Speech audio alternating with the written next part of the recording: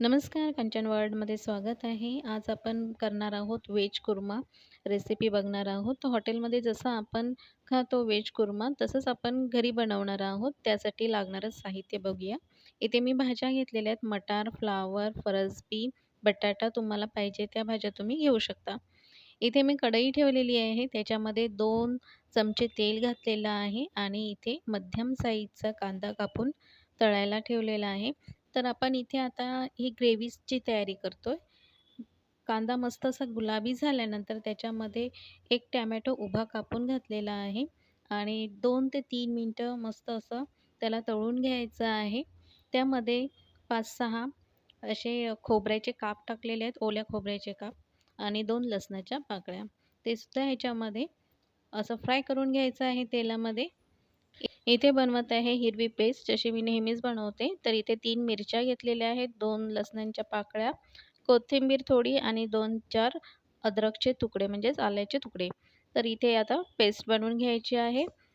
तर बघा इथे पेस्ट तयार झालेली आहे. 1 चमचा पेस्ट आपल्याला लागणार आहे.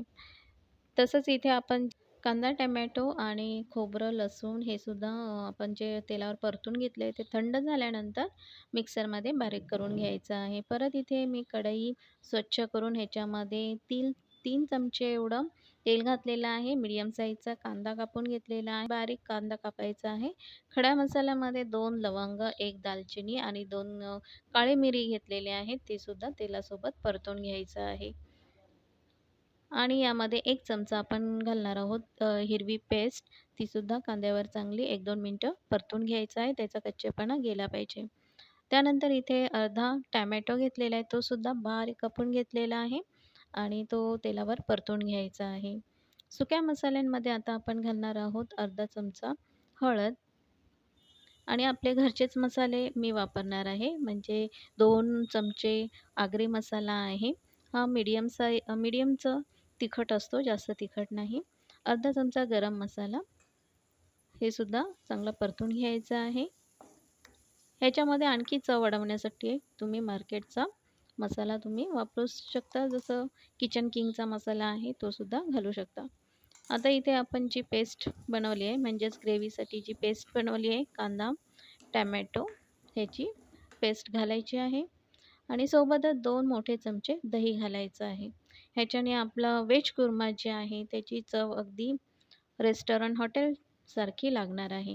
ह्याच्यामध्ये तुम्ही काजूचे गर असतात, ते भिजवून त्याची पेस्टसुद्धा टाकली, तरीसुद्धा छान स्वाद येतो. मी इथे दही घेतलेलं आहे. चवीनुसार घालायचं आहे मीठ. ग्रेव्हीसाठी आपण घालतोय आणि जी आपण भाज्या शिजवून घेतल्यात त्याच्यामध्ये सुद्धा मी अर्धा चमचा मीठ घातलेलं आहे. तर इथे मिक्सरमध्ये जे वाटण होतं त्याचं मी पाणी इथे घातलेलं आहे. म्हणजेच आपल्या ग्रेव्हीसाठी पाणी घातलेलं आहे. एक उकळी आल्यानंतर यामध्ये आपण हिरव्या भाज्या घालणार आहोत. जसं मटर, फ्लॉवर, बटाटा आणि फरसबी घेतलेलं आहे.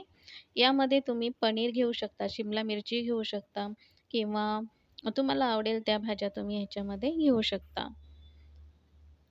ही आपण 5 मिनिटं अशी शिजवून घ्यायची आहे, एकजीव होऊन द्यायची आहे आणि इथे आपण परत चवीनुसार मीठ घालायचं आहे. मीठ तुमच्या आवडीने घालायचं आहे. बघा इथे मी परत अर्धा चमचा मीठ घातलेलं आहे. का आपला व्हेज कुर्मा तयार. आता परत 2-3 मिनिटं एक उकळी काढून घ्यायची आहे. का हॉटेलसारखा आपला व्हेज कुर्मा तयार होतो. हा तुम्ही चपातीसोबत, भाकरीसोबत किंवा पुरीसोबत खूप छान लागतो. एकदा तुम्ही नक्की करून बघा.